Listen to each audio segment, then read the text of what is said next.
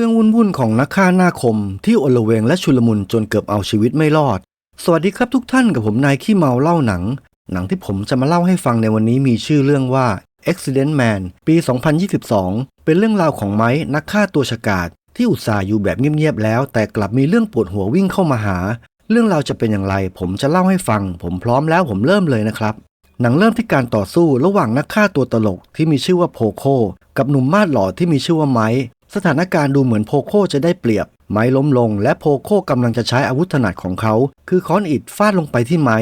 แต่ทว่าเดี๋ยวก่อนสิ่งที่เห็นอาจจะไม่ใช่ข้อสรุปของทั้งหมดเพราะฉะนั้นย้อนกลับไปตั้งแต่ทีแรกจะดีกว่าที่ชายหาดแห่งหนึ่งในประเทศอังกฤษมีอาคารหลังใหญ่ตั้งอยู่ปลายแหลมภายนอกอาจจะดูเก่าและทรุดโทรมแม้จะเป็นตอนกลางวันแต่ด้านในก็กำลังมีปาร์ตี้ดีเจโอ๊ตกำลังเปิดเพลงบิ้วอารมณ์ลูกค้าวัยรุ่นสายตื๊ดดีเจโอ๊ตไม่ค่อยสบอารมณ์กับทีมเอฟเฟกต์นักเขาต้องการไฟที่มันแรงแบบสุดๆทีมงานเอฟเฟกต์จึงจัดให้ดีเจโอ๊ตได้ไฟแรงแบบที่เขาต้องการและมันก็แรงจนร่างของเขามอดไหม้ไปเลยทีเดียวกลุ่มวัยรุ่นที่กำลังเหวอก็พากันโห่ร้องด้วยความพอใจกับเอฟเฟกต์ครั้งนี้แต่จริงๆแล้วทั้งหมดเป็นฝีมือของไมค์เขาใช้ระเบิดติดที่ถังแก๊สเมื่อมีความร้อนระเบิดก็ทำงาน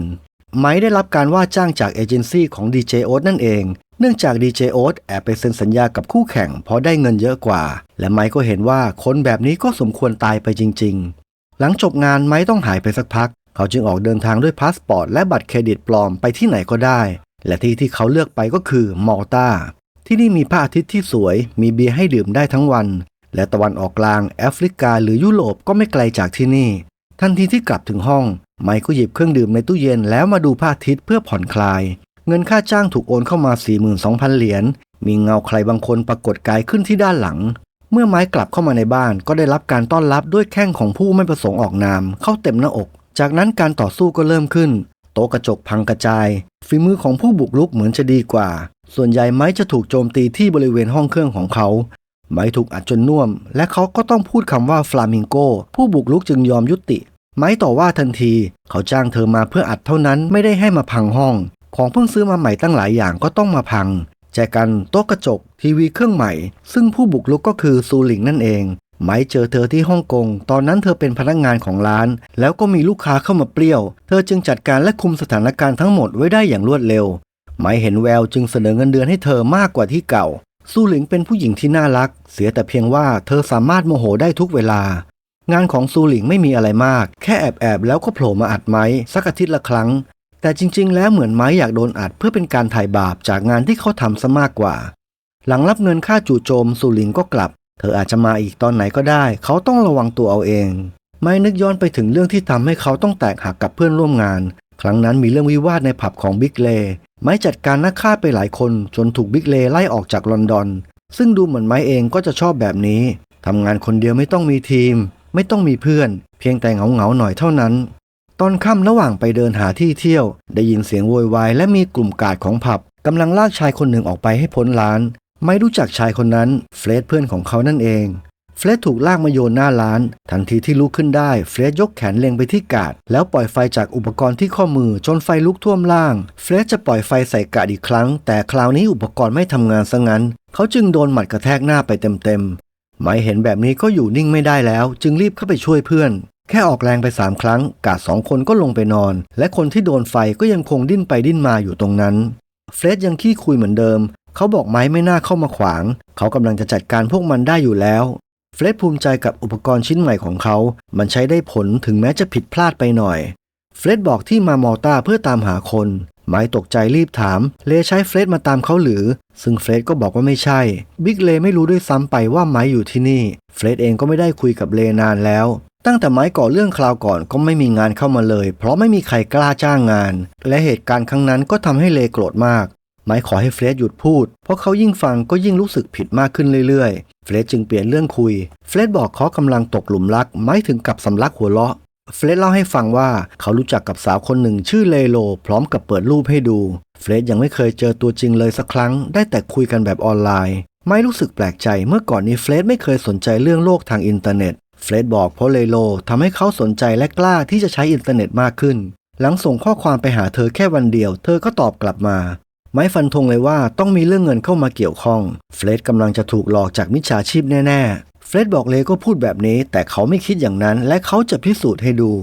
เสียงไซเรนตำรวจกำลังใกล้เข้ามาไมค์จึงต้องพาเฟร็ดกลับมาที่ห้องก่อนเฟร็ดว้าวกับห้องของไมค์มันมีครบทั้งทีวีดาวเทียมโต๊ะบอลโต๊ะพูลชุดรับแขกหลายชุดทั้งที่อยู่คนเดียวขณะที่ไมค์เอาเสื้อเก็บตู้ก็โดนบาทารูปพักของซูหลิงที่แอบอยู่ในตู้เข้าเต็มหน้าและก็โดนเธออัดครั้งนี้โต๊ะกระจกก็เรียบร้อยไปอีก1 ตัวเฟร็ดรีบเข้ามาช่วยซูหลิงเตะอ้าขาเข้ายอดหน้าจนเฟร็ดล่วงไปไมค์รีบเข้ามาล็อกตัวซูหลิงและพูดฟลามิงโกเธอจึงสงบลงนี่ยังไม่ถึงอาทิตย์เลยทำไมซูหลิงมาเร็วจังเธอบอกคราวที่แล้วไมค์ทำได้ไม่ดีนักจึงควรฝึกซ้อมเพิ่มไมค์แนะนำให้เฟร็ดและซูหลิงได้รู้จักกันแต่เฟร็ดก็ยังงงว่าไมค์กับซูหลิงเป็นเพื่อนหรือจะฆ่ากันแน่และยังเห็นไมค์ให้เงินเธออีกคืนนี้เฟร็ดได้พักที่นี่เพราะข้างนอกตำรวจเต็มไปหมดแล้วหุ่นอย่างเฟร็ดก็เป็นเอกลักษณ์ซะด้วยไมค์แทบสำลักเครื่องดื่มหลังได้รู้ว่าเฟร็ดให้เงินเลโลไป 50,000 เหรียญทั้งที่ยังไม่เคยเจอตัวจริงด้วยซ้ำเฟร็ดบอกเลโลต้องใช้เงินทำวีซ่าแล้วไหนจะค่าตั๋วเครื่องบินที่บินมาจากเฮติแต่หลังจากเธอขึ้นเครื่องก็ขาดการติดต่อเพื่อนเฟร็ดบอกเห็นเลโลในคลับของเมืองนี้เฟร็ดจึงบินมาจากอังกฤษเพื่อมาตามหาเธอตอนนี้เฟร็ดว่างๆเซ็งๆเขาจึงอยากร่วมงานกับไมค์อีกครั้งวันต่อมาที่ท่าเรือตรงเรือยอชต์ลำที่7ไมค์ในรูปลักษณ์หนุ่มไฮโซมาดเข้มก็ปรากฏตัวขึ้นเป้าหมายของงานนี้ก็คือแม็กอินลิฟผู้ประกาศตัวเองว่าคือฤาษีเขาไม่เคยออกจากห้องแต่ในทุกๆวันตอนเที่ยงจะต้องออกมาที่ระเบียงเพื่อรดน้ำต้นไม้และก็เป็นแบบนั้นจริงๆพอตอนเที่ยงปั๊บแม็กอินลิฟก็เปิดม่านไฟฟ้าเพื่อออกมาไมค์ส่งสัญญาณยืนยันเป้าหมายกับเฟร็ดที่นั่งอยู่ตึกฝั่งตรงข้ามจากนั้นเฟร็ดแฮกเข้าระบบของม่านบังคับให้มันหล่นลงมาด้วยน้ำหนักบวกกับความเร็วทำให้หัวแม็กอินลิฟขาดและตกลงมาที่หน้าไมค์เขาจัดการถ่ายรูปส่งงานแล้วก็รีบเพ่นไปนั่งฉลองกัน2 คนเฟร็ดเริ่มติดใจการทำงานแล้วจึงขอทำงานด้วยกันต่อไมค์อยากปฏิเสธแต่เมื่อได้เห็นรอยยิ้มแบบใส่ซื่อของเฟร็ดเขาก็เลยต้องยอมแต่มีข้อแม้คือห้ามบอกเรื่องไมค์อยู่ที่นี่กับบิ๊กเลย์เด็ดขาดเฟร็ดอยู่ที่นี่อย่างมีความสุขจะรำคาญหน่อยก็แค่เสียงฟลามิงโกของไมค์เท่านั้นงานต่อไปคือการฆ่าชายคนหนึ่งโดยการให้เฟร็ดแปลงตัวเป็นหญิงลากชายหนุ่มในสภาพเมามาที่ซอกตึกเมื่อถึงจุดที่นัดกระไดหนีไฟก็หล่นลงมาที่กลางกระหม่อมอย่างแม่นยำเฟร็ดถ่ายรูปส่งงานแล้วก็รับตังค์ตอนนี้งานล้นมือทำให้เฟร็ดก็อยากได้ที่สำหรับการประดิษฐ์สิ่งของและเตรียมงานไมค์จึงไปหาซื้อโรงงานเก่ามารีโนเวทใหม่เป็นออฟฟิศและเรียกมันว่าแชมโบเฟร็ดเป็นสถาปนิกและวิศวกะสิ่งประดิษฐ์ของเขาใช้งานได้บ้างและไม่ได้บ้างตอนจะใช้มักใช้ไม่ได้พอตอนไม่ใช้ก็ทำงานดีแต่อย่างน้อยการที่ไมค์มีเฟร็ดมาอยู่ด้วยมันก็ทำให้เขาหายเหงาไปได้เยอะเพราะต้องคอยแก้ปัญหาที่เฟร็ดสร้างขึ้นหรือบางครั้งก็ไม่ต้องแก้เพราะมันใช้ไม่ได้นั่นเองวันนี้มีงานเข้าเมื่อไมค์เห็นก็รีบให้เฟร็ดบอกปฏิเสธงานนี้เป็นการเก็บลูกชายของตระกูลซูเซอร์พวกนี้หัวโบราณและสุดโหดไมค์เองก็รับงานมาจากตระกูลซูเซอร์หลายงานแล้วเพียงแต่ยังไม่เคยเจอตัวจริงเขาจะทุบหม้อข้าวตัวเองไม่ได้หลังจากนั้นโต๊ะกระจกก็พังไปอีก1 ตัวซูหลิงได้ยินฟลามิงโกเธอจึงหยุดแล้วเดินไปชงกาแฟมาแจกทุกคนเฟร็ดสงสัยทำไมไมค์ไม่อัดหนักๆทีเดียวให้ซูหลิงยอมไมค์บอกเขาเคยลองแล้วแต่มันก็ไม่ได้ผลจากนั้นซูหลิงก็ได้รู้ว่าเฟร็ดกำลังตามหาเลโลเธอจึงรับปากจะช่วยหาอีกแรงหนึ่งจากนั้นก็รับเงินที่ไมค์แล้วก็กลับไปและงานต่อไปของทั้งคู่คือการใช้แผนเป็ดยางจัดการกับเป้าหมายตัดภาพมาที่ห้องพักสุดหรูชายหนุ่มหน้าคมคนหนึ่งกลับเข้ามามีเสียงโทรศัพท์ดังขึ้นเขาจึงเดินไปรับเพดานด้านบนค่อยๆมีรอยร้าวแล้วอ่างอาบน้ำขนาดใหญ่ที่มีน้ำอยู่เต็มก็ตกลงมาทับเขาจนตายเฟร็ดถ่ายรูปส่งงานเพื่อรับตังค์เหมือนเคยแต่แล้วจู่ๆก็มีปืนช็อตไฟฟ้าปักที่คอทั้งคู่แล้วภาพก็ตัดไปไมค์และเฟร็ดถูกนำตัวมาที่ดาดฟ้าแห่งหนึ่งชายร่างใหญ่ที่อยู่ตรงหน้าชื่ออามันโดและก็เหมือนอามันโดจะไม่ค่อยชอบหน้าไมค์เท่าไหร่นักพูดอะไรนิดหน่อยอามันโดก็สาวเอาแต่ไมค์กลับไม่รู้สึกเจ็บอะไร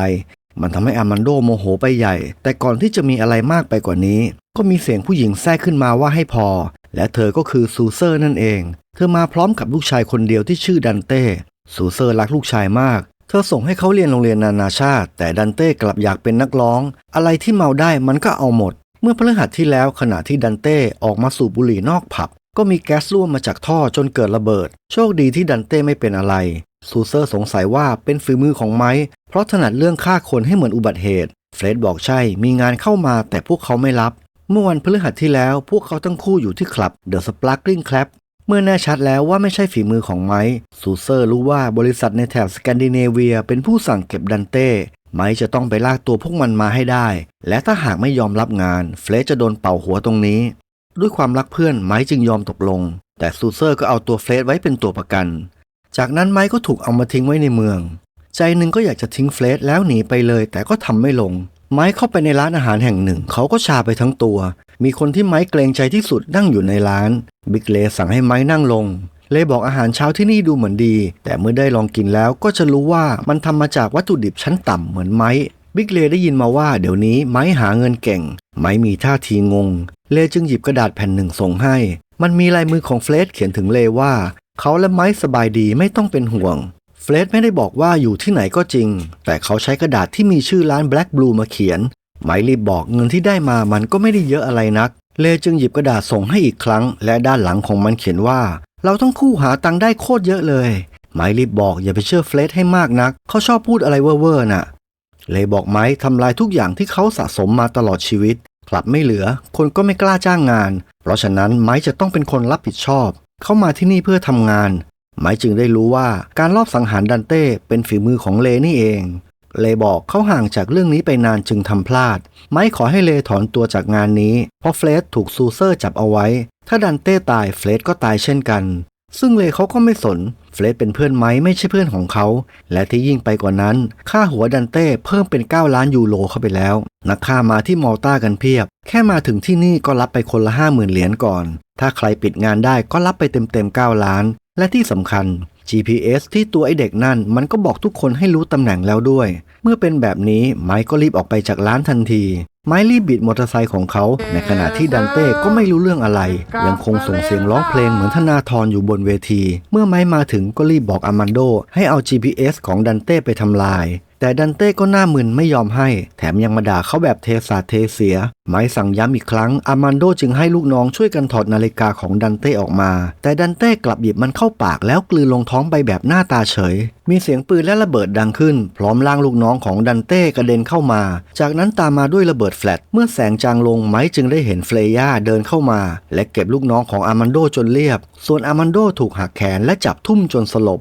เฟลย่าตามไม้เข้าไปหลังร้านและเริ่มต่อสู้กันขณะกำลังชุลมุนดันเต้เดินมาบอกให้เฟลย่าหยุดเดี๋ยวแม่เขาจะให้เงินเฟลย่ายิงดันเต้ทันทีแต่โชคดีที่ไม้ปัดปืนไปทางอื่นได้ทันหลังสู้กันพักใหญ่ทั้งคู่ก็ทักทายกันหลังจากไม่เจอกันนานถึง5 ปีเฟลย่าเคารพในตัวของไม้แต่งานนี้เธอต้องขอเพราะเงินมันเยอะแล้วเฟลย่าก็จู่โจมไม้อีกครั้งการต่อสู้ของเฟลย่าลักษณะคล้ายกับซูหลิงแต่ช้ากว่าไม้ดักทางได้แต่ก็มีพลาดบ้างทั้งคู่สู้กันจนไปถึงในครัวและไม้ก็สามารถแย่งปืนมาได้เขาถอดปืนด้วยความรวดเร็วแล้วไล่ให้เฟลย่ากลับไปเสียแต่เฟลย่าลุกขึ้นแล้วดึงมีดออกมาพอสู้ไปสักพักก็ถูกไม้ปัดมีดล่วงไปอีกเฟลย่าจึงดึงคาลัมบิดออกมาแล้วเหลือบไปเห็นดันเต้หลบอยู่หลังเคาน์เตอร์เธอหยิบมีดทำครัวที่แขวนอยู่ขว้างเฉดหัวเข้าไปนิดเดียวไม้และเฟลย่าดวลกันด้วยมีดอยู่พักใหญ่มีกระทะลอยมากระแทกหัวไม้อย่างแรงดันเต้นั่นเองเขาพยายามจะช่วยแต่มันพลาดเป้าเมื่อไม้เผลอเฟลย่าก็เตะหน้าไม้ไปกระแทกเสาจนเขานิ่งไป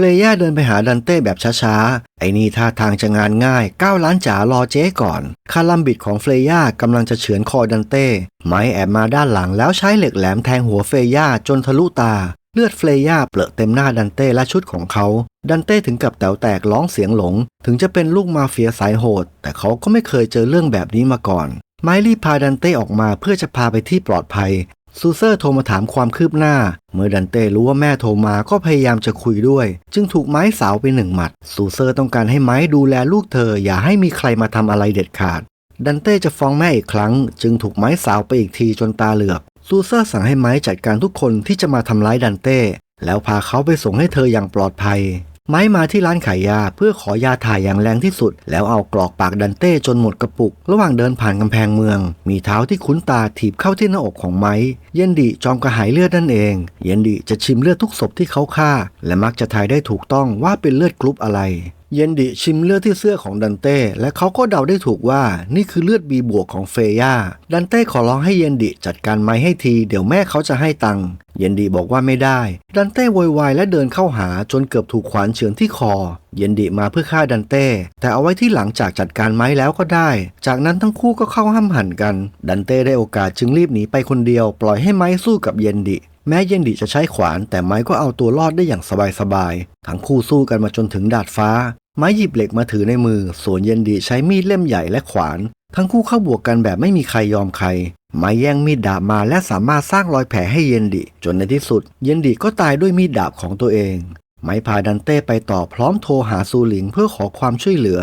ไม้กลับมาถึงที่ออฟฟิศของเขาส่งกระป๋องให้ดันเต้1 ใบแล้วสั่งให้รีบคีย์เอา GPS ออกมาให้เร็วที่สุดดันเต้คุยแต่เรื่องความโหดของแม่และบอกไม้เป็นตัวดึงพวกนักฆ่ามาที่นี่ไม้บอกระบบการขับถ่ายของคนเราจะดีถ้าหากได้หลับพอพูดจบไม้ก็สาวหน้าดันเต้ลงไปหลับจริงๆไม้รู้ดีว่า GPS ยังทำงานอยู่และในไม่ช้าจะต้องมีแขกมาเยี่ยมแน่ๆแล้วก็เป็นอย่างที่คิดจริงๆไม้ลงไปดักและจะขโมยต่อยแต่กลับถูกสวนเข้าที่ห้องเครื่องจนทำให้เขาจุกซูหลิงนั่นเองเธอมาก็เพราะไม้โทรไปไม้ตกใจมากที่ซูหลิงรู้ว่าเขาเป็นนักฆ่าเธอบอกเธอมีสมองและไม่ได้โง่เหมือนไม้คนพวกนั้นสมควรตายอยู่แล้วเธอคิดว่าเธอสามารถร่วมงานกับไม้ได้ไม้บอกซูหลิงเป็นเพื่อนที่ดีแม้จะปากจัดไปหน่อยอาชีพนักฆ่าเข้าแล้วออกยากมีเสียงตบมือเป็นจังหวะไซรัสนั่นเองเขาเป็นจอมลัดคอแห่งซานฟรานเมื่อก่อนเคยเป็นตัวประกอบหนังเพราะหน้าเหมือนแบรดพิตต์เขาเริ่มฆ่าครั้งแรกเพราะช่างภาพพูดไม่เข้าหูแล้วก็อยู่สายฆ่าตั้งแต่นั้นมาแต่คราวนี้ไซรัสมาพร้อมกับปืนไซรัสไม่ชอบไม้เพราะไม้หน้าเหมือนเบน แอฟเฟล็กและมีนิสัยจองหองในขณะที่ไซรัสจะลั่นไกก็มีเสียงหัวเราะกวนประสาทมาจากด้านหลังมันคือโพโคนักฆ่าตัวตลกที่มาพร้อมกับค้อนอิฐโพโคมันประหลาดชอบคุยและหัวเราะคนเดียวแต่ถ้าใครเผลอแล้วก็เสร็จมันทุกรายไซรัสใช้ปืนไล่โพโคเงิน9 ล้านต้องเป็นของเขาคนเดียวซึ่งโพโคก็ยอมไปแต่แอบเดินอ้อมไปด้านหลังเมื่อไซรัสเผลอมันก็ใช้ค้อนเหวี่ยงเข้าที่กลางหัวจนไซรัสล่วงไปโพโคเดินเข้ามาใกล้ก็ถูกซูหลิงถีบจนหน้าหงายโพโคดึงดอกไม้พลาสติกออกมาแล้วโยนใส่ไม้แล้วฟาดค้อนที่ท้องไม้จนกระเด็นไซรัสเองก็ฟื้นแล้วเช่นกันซูหลิงจึงไปจัดการเธอเตะอ้าขาเข้ายอดหน้าไซรัสแล้ววิ่งล่อไปทางอื่นทางด้านไม้ถูกโพโคเอาค้อนไล่ฟาดด้วยความบ้าคลั่งไม้ล้มลงโพโคเงื้อสุดแขนกะว่าฟาดทีเดียวให้ไม้แหลกแต่ไม้หลบทันค้อนจึงไปกระแทกพื้นแล้วกระเด็นหายไปจากนั้นการต่อสู้ด้วยมือเปล่าก็เริ่มขึ้นไม่ว่าไม้จะอัดอย่างหนักจนโพโคมีเลือดกลบปากแต่มันก็ไม่มีท่าทีที่เจ็บปวดแม้แต่น้อยไม้ได้ยินกิตติศัพท์ของโพโคผู้ไม่เคยรู้สึกเจ็บปวดมานานแล้วแต่เพิ่งได้เจอกับตัวเองวันนี้โพโคหยิบไม้เบสบอลออกมาแล้วฟาดหัวตัวเองหลายครั้งจนเลือดออกเพื่อยืนยันว่าเรื่องที่ไม้ได้ยินมาเป็นเรื่องจริงโพโคไล่ฟาดไม้ด้วยความบ้าคลั่งไม้หลบได้พร้อมกับสวนกลับไปหลายหมัดแต่โพโคก็ยังเฉยทางด้านซูหลิงการต่อสู้เป็นไปอย่างดุเดือดซูหลิงมีเท้าที่เร็วอาวุธหลักของเธอคือเตะอ้าขาสูงไซรัสเกือบแย่ทุกครั้งเมื่อเธอใช้ท่านี้ซูหลิงลองโจมตีด้วยหมัดไซรัสจับเธอได้แล้วก็เหวี่ยงจนกระเด็นเสียงดังทำให้ดันเต้ตื่นขึ้นและตอนนี้เขาก็ปวดขี้เป็นอย่างมากเสียงแก๊สในท้องกำลังวิ่งกันอย่างชุลมุนและที่พึ่งของเขามีเพียงกระป๋องที่ไม้ให้เอาไว้เท่านั้นดันเต้ไม่รอช้าถอดกางเกงแล้วจัดการอัดเต็มเหนียวในที่สุด GPS ก็ออกมาดันเต้หัวเราะอย่างเริงร่าด้วยความดีใจโพโคใช้ไม้เบสบอลไล่ฟาดและล็อกคอไม้จนหน้าเกือบโดนเครื่องตัดเหล็กที่เฟรดออกแบบเอาไว้ไม้สลัดจนหลุดและทำให้โพโคไปอยู่ตำแหน่งที่ต้องการแล้วกดเครื่องลงใบตัดเหล็กวิ่งออกจากเครื่องไปปักที่หน้าอกของโพโคมองและค่อยๆดึงมันออกแบบไม่รู้สึกเจ็บและยังคงหัวเราะได้แบบกวนประสาทจากนั้นก็ไล่ฟาดไม้ต่อเมื่อเข้าไปถึงในครัวไม้เข่าไปที่ห้องเครื่องของโพโคเหมือนที่ซูหลิงเคยทำแต่โพโคไม่มีความเจ็บจุกใดๆและไม่ว่าไม้จะอัดโพโคหนักแค่ไหนเขาก็ไม่เจ็บมีเพียงงงเล็กน้อยเท่านั้นไม้จึงเอาเครื่องปิ้งขนมปังใส่มือโพโคแล้วเอาสายไฟพันตัวจากนั้นเสียบปลั๊กกระแสไฟวิ่งเข้าโพโคจนเขาชักแต่ก็ยังเอาโพโคไม่ลงไม้ไล่อัดจนเข้าไปถึงส่วนที่เป็นเหมือนโรงยิมขนาดโดนหักแขนโพโคก็ยังขยับนิ้วได้แบบสบายๆไม้ถีบโพโคลงไปนอนตรงเตียงยกน้ำหนักที่มีเวทลิฟติ้งอยู่ด้านบนแล้วกดรีโมทที่เฟรดประดิษฐ์ขึ้นมาแต่กลไกที่ออกแบบมันก็ไม่ทำงานไม้รู้สึกเซ็งๆแต่จู่ๆมันก็ได้ผลเวทลิฟติ้งหล่นลงใส่หัวโพโคจนคอของเขาหักทางด้านซูหลิงถ้าเธอใช้หมัดก็จะตกเป็นรองและก็มีหลายจังหวะที่เกือบโดนไซรัสจับคอซึ่งถ้าจับคอได้เขาจะรัดแน่นเหมือนกับอนาคอนดารัดเหยื่อเลยทีเดียวและในที่สุดซูหลิงก็พลาดจนได้มือของไซรัสเหนียวมากแต่ซูหลิงก็ฉลาดเธอหักนิ้วก้อยมือเขาทั้งสองข้างมันทำให้ไซรัสต้องปล่อยมือจากคอของเธอแล้วซูหลิงก็เตะอ้าขาเข้าที่หัวจนไซรัสกระเด็นไซรัสดัดนิ้วตัวเองเข้าที่แล้วอัดซูหลิงด้วยหมัดซูหลิงสู้ไม่ได้จริงๆถ้าเป็นแบบนี้เธอหยิบโซ่ที่พื้นเหวี่ยงไปรัดคอไซรัสดึงตัวเขาเข้ามาแล้วเตะอ้าขาระยะประชิดหลายครั้งจนตัวไซรัสไปติดกำแพงไซรัสกระชากดึงโซ่ให้ซูหลิงเข้ามาใกล้ แต่นั่นกลับเป็นผลดีกับซูหลิงเธอดึงโซ่จนแน่นแล้วเตะอ้าขากว้างกว่าครั้งไหนๆอ้าแล้วอ้าอีกอ้าจนสุดแล้วในที่สุดไซรัสก็ทนไม่ไหวเขาขาดอากาศหายใจและตายอย่างน่าอนาถแต่ตัวซูหลิงเองก็เกือบแย่ไปเหมือนกันหลังทุกอย่างสงบไมค์ก็มาเจอซูหลิงที่ห้องโถงซูหลิงรู้สึกดีที่ได้ฆ่าพวกนั้นทำให้ไมค์สบายใจไปด้วยดันเต้เองก็ร้องอย่างดีใจพร้อมชู GPS ในมือที่เต็มไปด้วยช็อกโกแลตลมหัวเราะยังออกไม่หมดปอดไมค์ก็ต้องเครียดอีกครั้งเพราะคราวนี้เป็นโอยุมิคาตานะไร้เงาซึ่งเป็นคนที่ไมค์หลีกเลี่ยงในการพบเจอด้วยเป็นที่สุดคาตานะที่คมกริบจ่ออยู่ที่คอของดันเต้โอยุมิรู้สึกสมเพชในตัวไมค์จากนักฆ่าที่ยิ่งใหญ่กลับกลายมาเป็นบอดี้การ์ดให้ติงตองนี่โอยุมิอยากวัดกับไมค์ว่าใครจะเหนือกว่ากันซึ่งมันก็เข้าทางของไมค์พอดีเขาจึงรีบตอบตกลงโอยุมิจัดการให้ดันเต้หลับอีกครั้งแล้วลงมาด้านล่างซูหลิงใจร้อนจะโชว์เหนือวิ่งเข้าไปก็โดนโอยุมิถีบทีเดียวถึงกับหลับสนิทโอยุมิมีความเร็วกว่าซูหลิงที่ไมค์เคยซ้อมด้วยบ่อยๆและรู้ว่าไมค์จะออกอาวุธอะไรเขาจึงปิดได้หมดไมค์โดนเข้าไปหลายขนาดโดยที่ตัวเขาทำอะไรโอยุมิไม่ได้แม้แต่เสื้อของไมค์ก็ถูกโอยุมิเอาไปใช้เป็นอาวุธจัดการกับเขาเองโอยุมิเอาเสื้อไมค์ไปใส่และพูดจาทับถมจนไมค์เริ่มโมโหจึงขอสู้กันอีกครั้งและคราวนี้ก็เป็นทีของโอยุมิที่โดนบ้างไมค์เรียนรู้ได้เร็วจนโอยุมิเริ่มแย่จึงหยิบคาตานะไล่ฟันแบบไม่อายในขณะที่ไมค์สู้ด้วยมือเปล่าและในจังหวะที่โอยุมิกำลังจะจัดการไมค์ร่างของเขาก็กระเด็นไปพร้อมกับเลือดที่สาดไปทั่วเลมาที่นี่และดูอยู่นานแล้วเขาใช้ลูกซองจัดการกับโอยุมิเพื่อช่วยไมค์เลขึ้นไปหาดันเต้เพื่อจะฆ่าเอาเงิน9 ล้านทำให้ไมค์ต้องรีบเข้ามาห้ามเลบอกเฟรดตายคงไม่เป็นไรหรอกเหมือนไมค์ฆ่าพวกโอเอซิสที่ลอนดอนทำให้ไม่มีใครกล้าจ้างเขาอีกและคลับของเขาที่สร้างมาทั้งชีวิตก็ต้องถูกยึดไมค์บอกขอโทษสำหรับเรื่องที่ลอนดอนเลบอกเขาต้องการแค่เงินเขาสามารถอยู่คนเดียวได้ไมค์บอกใช่สิเลถึงได้เป็นโรคซึมเศร้าแบบนี้ตั้งแต่เล็กเขาก็ถูกเลสอนมาแบบไม่มีเพื่อนไม่เอาใครแต่เมื่อไมค์ได้มาเจอเฟรดเขาจึงได้รู้ว่าเพื่อนคือสิ่งที่สำคัญที่คนเราควรจะมีแต่เลไม่ฟังเขาผลักไมค์กระเด็นและสั่งให้ดันเต้ออกมาเสียงปืนดังขึ้นหลายนัดและในที่สุดเลก็ฆ่าดันเต้ไม่ลงเพราะเห็นแก่ไมค์เลชมที่ไมค์สรรหาคำพูดมาจนเขาต้องยอมเลสั่งให้ดันเต้เอา GPS มาทำลายแล้วไล่ไปอาบน้ำเปลี่ยนเสื้อผ้าที่เละเทะเพื่อจะกลับไปหาแม่ทำให้ไมค์ดีใจมากจากนั้นภาพตัดมาที่ริมทะเลห่างไกลผู้คนไมค์พาดันเต้ที่ตอนนี้ใส่ชุดสูทของเฟรดแทนชุดเดิมเดินไปหาซูเซอร์เพื่อแลกตัวกับเฟรดตลอดทางดันเต้โวยวายไม่หยุดเรื่องถูกไม้ต่อยและเขาจะฟ้องแม่เรื่องนี้แน่ๆการแลกตัวเป็นไปอย่างราบรื่นซูเซอร์ย้ำว่าอย่าให้เธอเห็นไม้ที่นี่อีกมิฉะนั้นจะหาว่าไม่เตือนซึ่งไมค์ก็รับปากเขาจะออกไปจากเกาะนี้ทันทีที่เรื่องจบไมค์รีบพาเฟรดเดินไปที่รถเฟรดตกใจมากที่เห็นเลที่นี่เลเอารีโมทเสื้อของเฟรดมาด้วยเขาจะลองทดสอบดูว่าฝีมือการประดิษฐ์ของเฟรดยังเจ๋งเหมือนเดิมหรือเปล่าทันทีที่เลกดระเบิดลูกใหญ่ก็ทำงานทำให้พวกซูเซอร์ตายยกลังเสื้อสูทตัวนี้เฟรดเอาผงซีโฟโรยไปทั้งตัวใช้สายชนวนเย็บแทนได้ตัวรับสัญญาณอยู่ที่กระดุมการทำงานของมันดีมากจนทั้ง3ดีใจหัวดันเต้ลอยมาตกตรงหน้าเลเอามือถือมาเซลฟี่ทั้ง3คนกับหัวของดันเต้เพื่อส่งปิดงานและครั้งนี้เขาคงจะได้9 ล้านยูโรเพื่อไปแบ่งกันอย่างมีความสุขวันต่อมาซูหลิงพาใครบางคนมาหาเฟรดเธอคือเลโลที่เฟรดกำลังตามหานั่นเองทั้งคู่กอดกันอย่างมีความสุขแต่หลังจากใช้ชีวิตอยู่ด้วยกันเพียง2 อาทิตย์เลโลก็หนีไปเมื่อเธอได้รู้ว่าเฟรดเป็นนักฆ่าแล้วหนังก็จบลงครับชุลมุนและโอลเวงอย่างที่บอกจริงๆเฟรดเพื่อนรักนำเรื่องวุ่นๆมาให้จนไมค์ต้องเหนื่อยแต่ก็ยังสามารถเคลียร์ใจกับบิ๊กเลได้ในที่สุดหนังเรื่องนี้คว้าคะแนนจาก IMDb มาได้ 6.2 คะแนนและได้จากเว็บมะเขือเผามาถึง 80% เลยทีเดียวสำหรับคลิปนี้ผมขอลาไปก่อนแล้วพบกันใหม่คลิปหน้าสวัสดีครับ